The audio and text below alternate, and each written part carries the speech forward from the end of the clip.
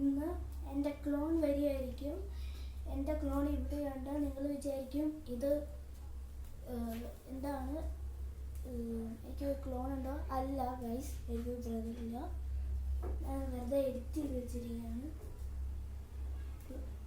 ക്ലോണിൻ്റെ പേരെന്താ? അപ്പോൾ ഗൈസ്, എൻ്റെ പേര് റെസ്പോണ്ടിങ് 2.0. ഓക്കെ, ക്ലോണിൻ്റെ ബർത്ത് ഡേറ്റ് എന്താ?